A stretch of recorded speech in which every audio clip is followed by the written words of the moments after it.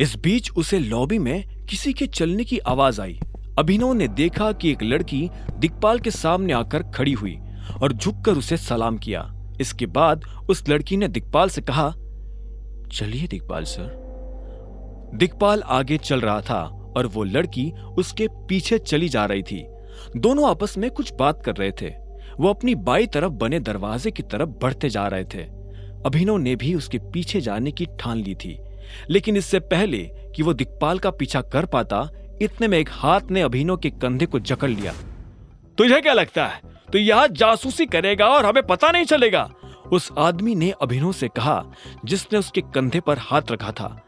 अभिनव उसे देख अंदर से घबरा गया, लेकिन उसने अपनी घबराहट को अपने चेहरे पर नहीं आने दिया। इससे पहले कि अभिनव अपनी सफाई में उसे कुछ कह पाता, उस आदमी ने अपने बाकी लोगों के साथ अभिनव को खींचकर बाहर ले जाना शुरू कर दिया था। वो उसे ले जा ही रहे थे कि तभी एक आदमी दूसरी दिशा से भागता हुआ आया। उसके कपड़े देखकर लग रहा था कि वो भी इन्हीं लोगों का साथी था। उस आदमी ने कहा, क्या कर रहे हो? छोड़ो उसे और मेरे साथ आओ। जैसे उस आदमी ने कहा तो अभिनव के कंधे पर से उस आदमी का हाथ हटा और वो लोग अभिनव को घूरते हुए वहां से निकल गए। एक सेकंड के लिए तो अभिनव को लगा कि आज वो जिंदा वापस घर नहीं जा पाएगा। जैसे वो अकेला हुआ कि इतने में उसका फोन बज उठा। उसने देखा कि अकरम का फोन था। अभिनव ने फोन उठाया तो उधर से अकरम ने कहा, अभिनव तुम कहाँ हो?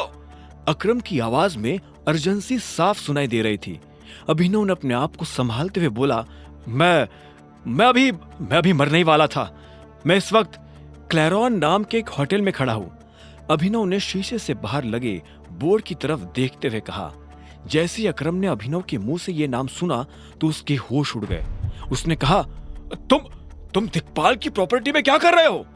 ये दिक्पाल की प्रॉपर्टी है? अभिनव ने पूछा। अकरम ने गहरी सांस ली और कहा, देखो अभी ये सब छोड़ो और मेरी बात ध्यान से सुनो। चुपचाप जल्द से जल्द ऑफिस आओ। मैं अभी थोड़ी देर पहले ही यहाँ आया हूँ और मुझे पता चला है कि यहाँ क्या हुआ है। ऐसे काम नहीं चलेगा अभिनव। अगर तुम यहाँ ऑफिस असिस्टेंट की पोस्ट पर ही काम करते रहे तो जो हम चाहते हैं वो नहीं हो पाएगा। मुझे तुम्हारी पोस्ट बढ़ानी ही पड़ेगी, वरना ये तमाशा ऐसा ही चलता रहेगा। कोई भी ऐरा गैरा आदमी तुम्हें दो बातें सुनाए, ये मैं टॉलरेट नहीं कर पाऊंगा। इसलिए अब तुम्हारे पास दो चॉइसेस है। या तो तुम एके प्राइवेट लिमिटेड में मैनेजर की पोस्ट पर बैठो या फिर अपनी कंपनी में कर्मचारी बन जाओ। मैं वही आ रहा हूं, मिलकर बात करते हैं, अभिनव ने कहा और फोन काट दिया। वो फिर से उस दरवाजे को देख रहा था जिसमें दिक्पाल दाखिल हुआ था। अभिनव का मन तो कर रहा था कि वो सीधा उस दरवाजे में घुसकर दिक्पाल को देख ले, लेकिन उसने अपने आप को रोका और वहां से निकल गया। कुछ देर के बाद वो एके प्राइवेट लिमिटेड के ऑफिस पहुंच चुका था। उसे कंपनी से निकाले जाने की खबर पूरे ऑफिस में आग की तरफ फैल चुकी थी। ऐसे में जब सभी ने अभिनव को वापस ऑफिस में देखा तो उनकी आंखें फटी की फटी रह गई। अब अगर इस हालत में अकरम अभिनव को फिर से अपनी कंपनी में काम पर रख लेता तो सारे कर्मचारियों को यह बात समझने में देर नहीं लगती कि अभिनव और अकरम के बीच कैसा रिश्ता है। अकरम अभिनव के साथ आगे क्या करने वाला था, अब सभी लोगों की नजरें बस इसी बात पर टिकी हुई थी। अभिनव ने किसी से नजर नहीं मिलाई और सीधा अकरम के कैबिन की तरफ बढ़ने लगा। तुम्हें पता है, अगर मैं तुम्हारी कंपनी में काम करता रहा तो मेरे लिए चीजें कितनी आसान होगी? अभिनव ने अकरम से पूछा। वो अकरम के कैबिन में लगे सोफा पर बैठा हुआ था। अकरम ने कहा, मैं जानता हूं, मैंने खुद इस बारे में बहुत सोचा, लेकिन मैं ये भी नहीं देख पाऊंगा कि कोई साधारण सा मैनेजर तुम्हारी इंसल्ट करे। मैं सभी को ये जता देना चाहता हूं कि तुम कोई आम एम्प्लॉय नहीं हो। अकरम की आवाज में उसका दर्द साफ झलक रहा था।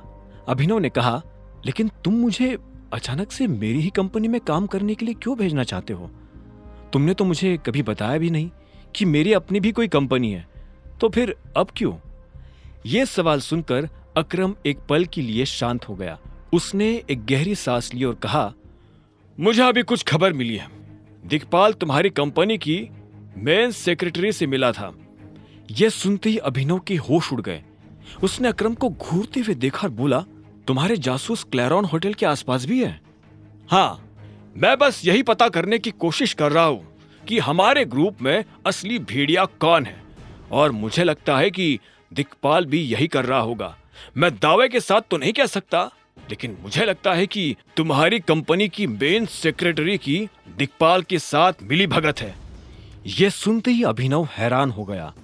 अब आगे क्या होने वाला था? क्या अकरम का अंदाजा सही निकलेगा? क्या सच में अभिनव के अपने उसे धोखा दे रहे थे? क्या करने वाला था अभिनव इस हालत में? आगे की कहानी जानने के लिए देखें अगला एपिसोड सिर्फ पॉकेट एफएम के यूट्यूब चैनल पर, और द रिटर्न ऑफ टाइगर के सारे एपिसोड्स को सुनने के लिए डिस्क्रिप्शन में दी लिंक से डाउनलोड करें पॉकेट एफएम ऐप।